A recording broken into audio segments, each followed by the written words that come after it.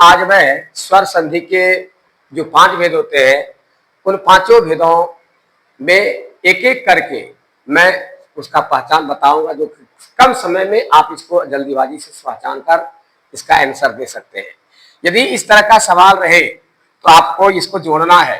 तो हमेशा देखिए, जब पहले आगे पीछे प्लस के पहले या प्लस के बाद यदि आपको आकार या औकार का मात्रा मिले तो निश्चित समझ लेना कि इसमें जो बड़ा मात्रा होगा उसी का योगफल होगा, यानी महाशय। फिर इसमें कुछ नहीं है तो औकार का मात्रा है, ये औकार है।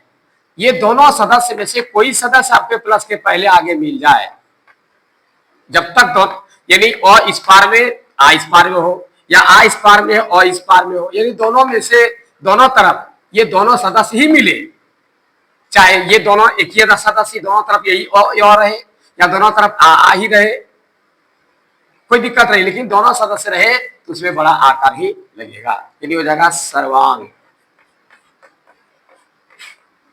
उसके बाद आइए हर्षई दीर्घ के पास, इस दोनों में से चाहे प्लस के पहले ये हर्षिकार आ जाए या इस पार में भी आ जाए, इस पार में आ जाए इस पार में जाए, या दोनों में से कोई आ जाए, इस पार दीर्घ का इस पार दीर्घ, हर्षई दीर्घ हर्षई, उल्टा पुल्टा भी जाए, ये दोनों सदस्य ही आना चाहिए प्लस के आगे पीछे।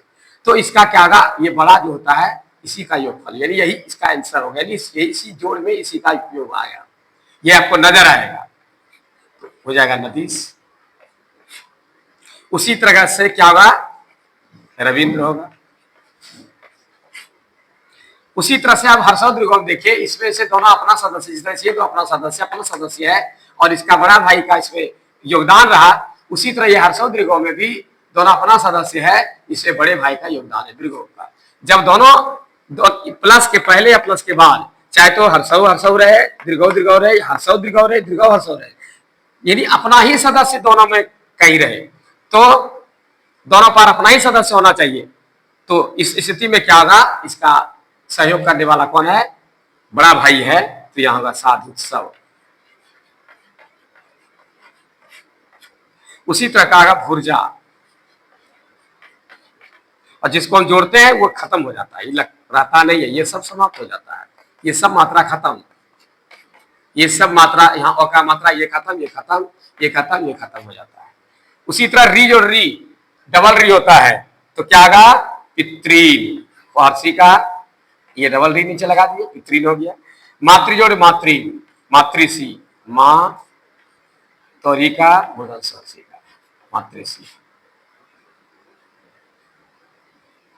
प्यारे बच्चों, यदि यही दिया रहे और आपको कह दे कि परीक्षा में, किसी भी परीक्षा में कोई कंपटीशन हो, यदि आपको यही दिया रहे और इसमें से आपको प्रश्न कर दे कि ये कौन सा समास है, ये समास में कौन सी संधि है, या ये कौन सी संधि है, ये कौन सी संधि है, तो जैसे ही बीच में आकार देखेंगे, ठीक है, यदि स्वर की मात्रा देखेंगे, आकार, बड़ा भाई आकार है, बड़ा भाई इसका दीर्घिकार था, बड़ा भाई ध्रुवकार था, और डबल री, ये तीनों में से, चारों में से कोई मात्रा आपको बीच में दिखाई पड़े तो समझ आना कि यह दीर्घ स्वर संधि है। ये क्या है, दीर्घ स्वर संधि है, क्योंकि बीच में आकार है, ये बड़ा भाई इसका है, ये दीर्घिकार है, ये इसका बड़ा भाई है, ये ध्रुवकार है, ये दोनों में सदस्य में से बड़ा भाई है, और ये डबल री होता है। यानी ये जहां नजर आ जाए समझ लीजिए कि यह स्वर संधि, स्वर का दीर्घ स्वर संधि है। ये कौन सा है, दीर्घ स्वर संधि है। तो प्यारे बच्चों, ये दीर्घ संधि को पहचानने के लिए मैं सिखा दिया। अब मैं आपको आगे बताऊंगा दीर्घ गुण संधि के बारे में बता रहा हूं।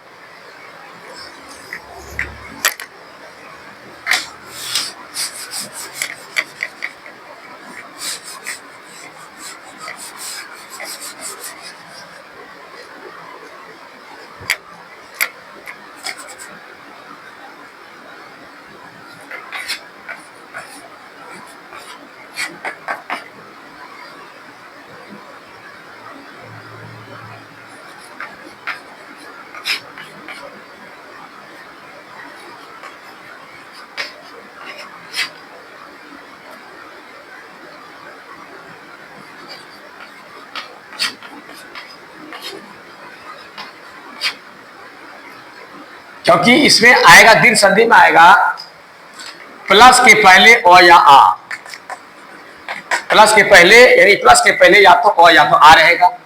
क्योंकि स्वर संधि है इसलिए स्वर का इसमें योगदान रहेगा ही। लेकिन पहले जो आपने पढ़ा इसमें दोनों में अपना ही सदस्य था, लेकिन अब यहां सदस्य में उल्टा पुल्टा होगा। आगे में अ आ का सदस्य रहेगा, प्लस के पहले की दीर्घ संधि ये गुण संधि में आगे का जो है आपका अ आ का ही सदस्य रहेगा, चाहे अ या हो आ हो, इस दोनों का ही सदस्य रहना चाहिए, चाहे अ या आ रहे। बाद में या तो हर्षई या दीर्घई का रहेगा, और हर्षई दीर्घई रहेगा तो उसका ए का मात्रा हो जाएगा।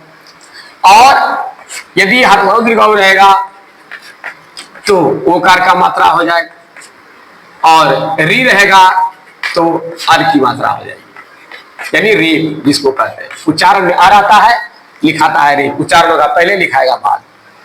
तो हम देखते हैं कि हर्षई और दीर्घई जब आगे के अ आ अपने सदस्य में से कोई सदस्य आगे आ जाए और पीछे या तो ये रहे या ये रहे या ये रहे, तो दोनों का अलग अलग होता है। यदि हर्षई दीर्घई रहे इसमें एक यानी एक कार का मात्रा लगेगा, और यदि ओ रहे तो ओ कार का मात्रा रहेगा और अर वे रेप रहेगा।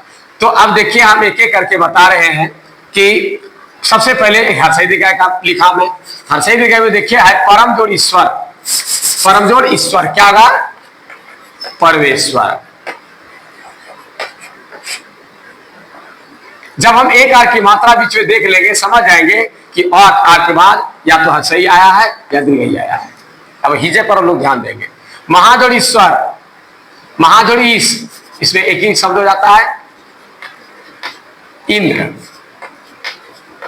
तो क्या जाता है महेंद्र। यानी गुण संधि में हमेशा ध्यान देना है कि बीच में एक आर की मात्रा रहेगा। उसके बाद है हर्षौ दीर्घौ,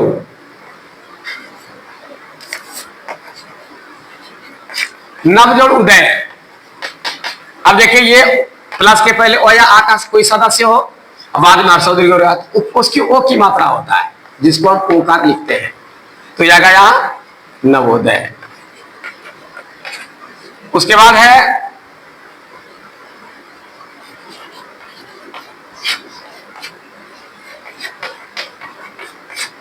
महाजोड़ उष्ण, प्लस के पहले कहा था ये दोनों में से कोई सदस्य हो और बाद में क्या हो ये दोनों हो। यदि हर्षौ दीर्घौ रहे तो उसकी ओ की मात्रा हो जाएगी, तो क्या होगा महोष्ण।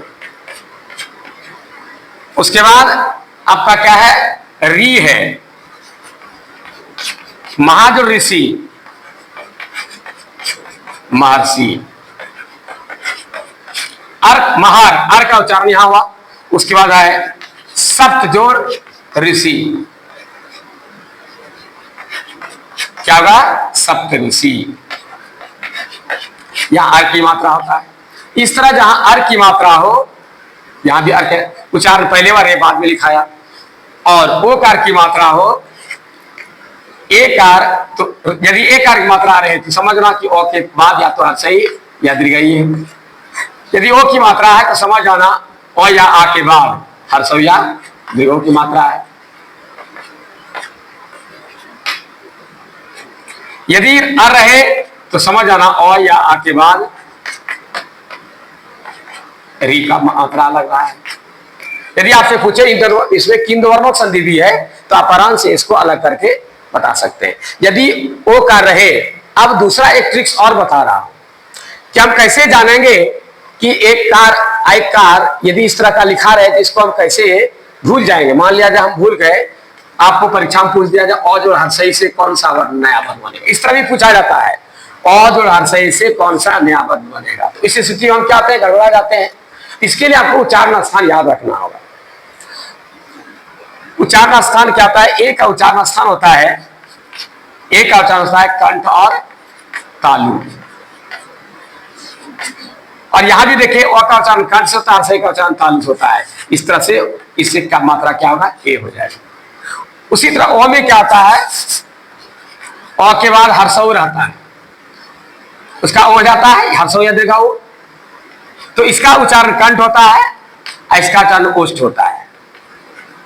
और इसका भी उच्चारण वही होता है, ओ का उच्चारण कंठ और ओष्ठ से होता है। उच्चारण स्थान पर यह इसका जब निर्माण हुआ है उच्चारण स्थान के आधार पर ही हुआ है। इस तरह से हम जान गए कि एक कार बीच में रहे तो और आगे रहेगा, इस पार में या तो हर्षई दीर्घई लगा देंगे।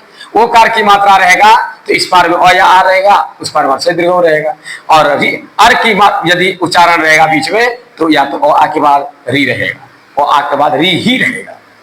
तो ये आपको गुण संधि का एक आसान सा ट्रिक्स बताया जो कि आप आसानी से समझ सकते हैं।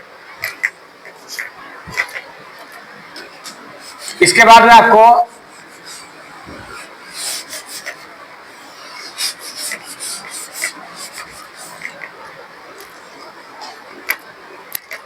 वृद्धि में बताते हैं आपको ओ या आ की मात्रा रहे, इसके बाद या तो ओ रहे, ओ आ या आ,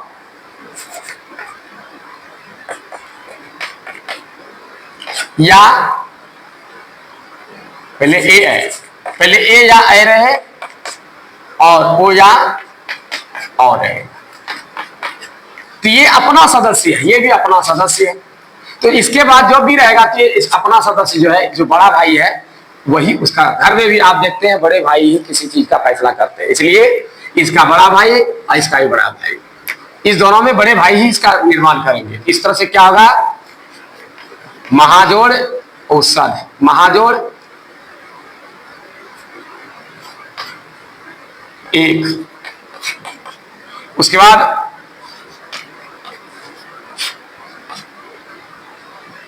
परमजोड़ औसत है। इस तरह से देखते हैं कि ये दोनों की मात्रा जब लग जाता है तो क्या होगा, आई से हो जाता है आई कार की मात्रा, आई कार की मात्रा तो महक हो गया। और इससे क्या होगा, बड़ा भाई है, ये बड़ा भाई हो महोत्सव। आराम से आप देख लेंगे कि यदि अ या आ की मात्रा के बाद यदि ए में से कोई रहे तो उसको बड़ा भाई का ही योगदान होगा यहाँ पर। उसी तरह अ या आ के बाद यदि ओ या औ रहे उसमें बड़ा भाई का योगदान होगा, यदि औकार ही हो। तो यदि आयकार या औकार देखिएगा तो समझ जाइएगा यह वृद्धि संधि का उदाहरण है। यह आसान सा ट्रिक बताया मैं आपको। उसके बाद है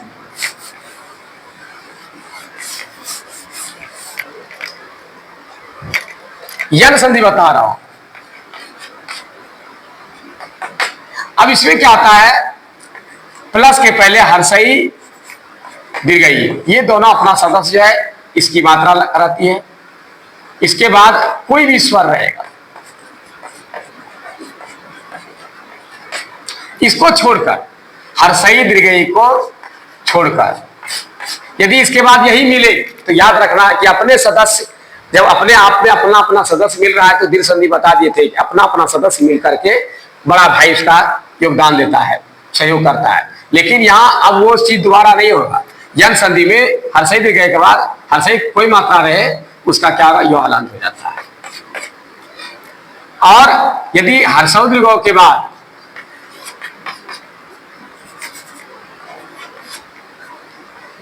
कोई स्वर रहे हर्षौ दीर्घौ को छोड़कर, फिर इसका मात्रा नहीं होना चाहिए साथ में, कोई स्वर रहे तो उसका एक फल वो हलंत होता है, उसका एक फल क्या आता है वो हलंत हो जाता है। इसको इसके बाद इसको छोड़कर कोई भी स्वर रहे तो इसका एक फल क्या होगा, यहाँ यो हलंत होगा और इसका एक फल क्या होगा वो हलंत होगा। सिर्फ यहाँ हर्षई दीर्घई को छोड़कर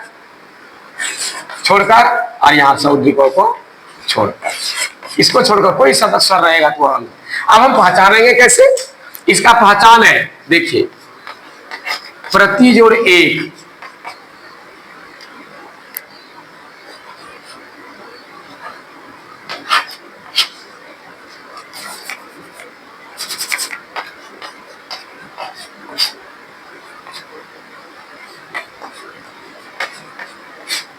अब देखिए इस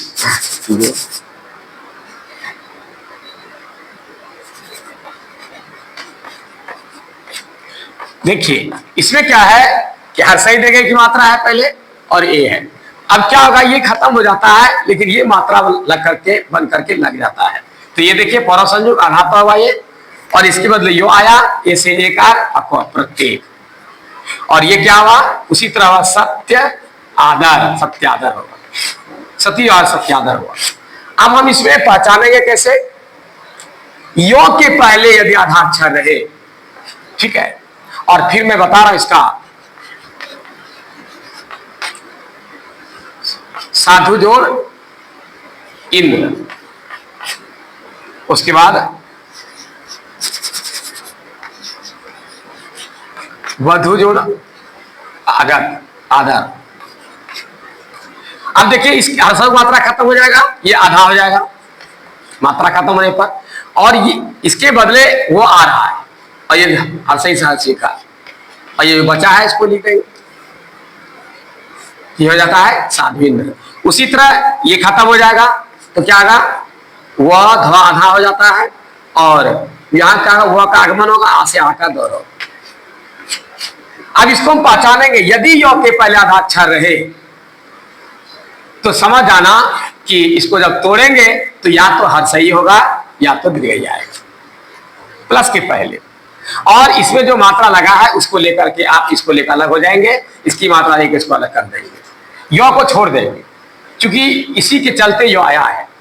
और यदि वह के पहले आधा अक्षर रहे तो समझ आना यहाँ हर्षुकार या दुरुकार होगा, इसको छोड़ दीजिए, और इसमें जो मात्रा लगा कुछ नहीं है तो हर्षी का है, यहाँ देखिए हर्षई को लेकर के निकल जाएगी, ये आका को लेकर निकल जाएगा, और ये आधा है तो ये वह किसके लिए आया है, हर्षौ या दीर्घऊ के लिए, हर्षौ दीर्घऊ के बाद आया है, इसलिए यहाँ हर्षौ या दीर्घऊ जो इसका ही सही होगा दे करके आप भी कर सकते हैं। तो हम इसको अब देख रहे हैं कि इसमें क्या पहचान हुआ, हम पहचानेंगे कैसे, जैसे देख लेंगे यो के पहले आधा अक्षर है या वह के पहले आधा अक्षर है, समझ जाएंगे यह संधि का उदाहरण है। यदि आपको पूछा जाए कि निम्न में से कौन यंत्र संधि का उदाहरण है, तो य के पहले या वह के पहले आधा अक्षर रहे, आप समझ जाएंगे कि यह क्या है,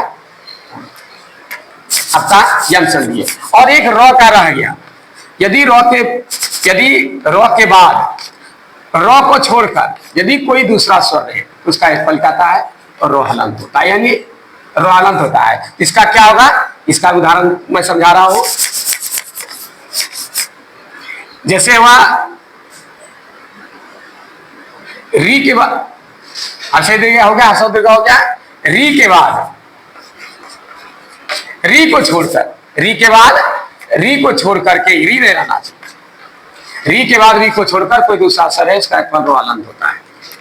यानी अब देखो कैसे होगा इसका, पितृ उदाहरण के लिए देखें, पितृ जो आदर, उसके बाद हम लिखते हैं दूसरा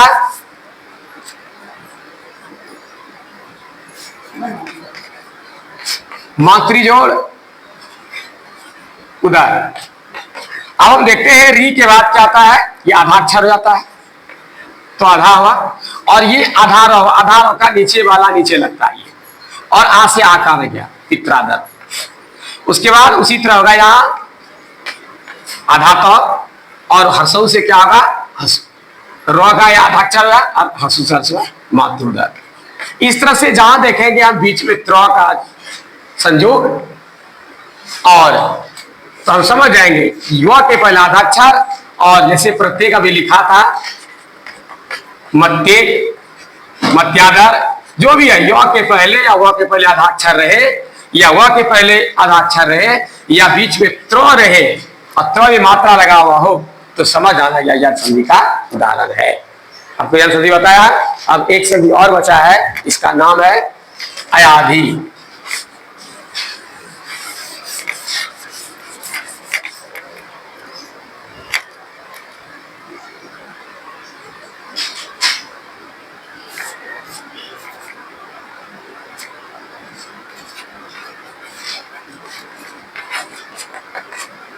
अयाधि, अयाधि में क्या होगा कि अब बचा क्या, ए या ए के बाद ए को छोड़कर कोई दूसरा स्वर रहे उसका योगफल, पहले एक एक करके बताता हूं। ए के बाद ए को छोड़कर कोई दूसरा स्वर है उसका आय होता है, आय के बाद आय को छोड़कर कोई दूसरा स्वर रहे, आय को छोड़कर कोई दूसरा स्वर रहे उसका होगा आय।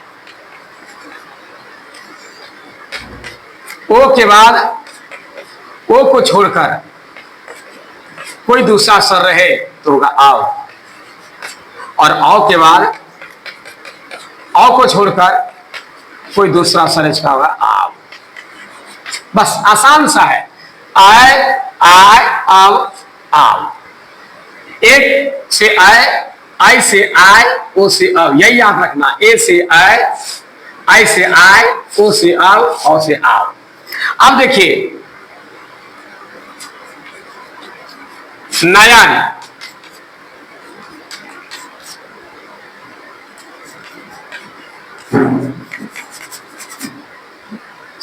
शयन,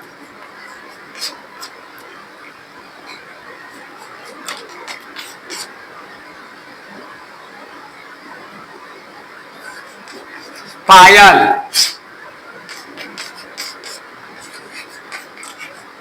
घायल,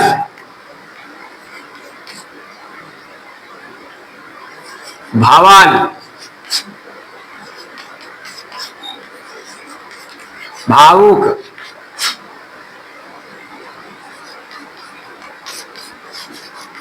श्रवण, श्रावण,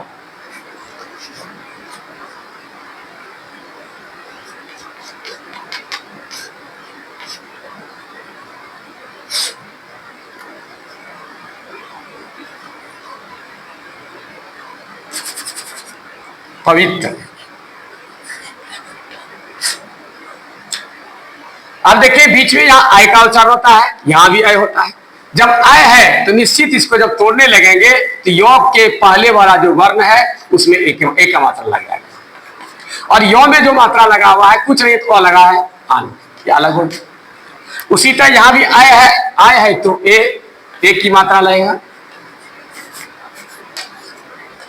से जो यो में जो मात्रा है उसको अलग करके निकाल लेंगे। उसी तरह आय है, आय है तो आय का कैसे होता है, ए से आय, आई से आय, तो आय हो जाएगा यहाँ।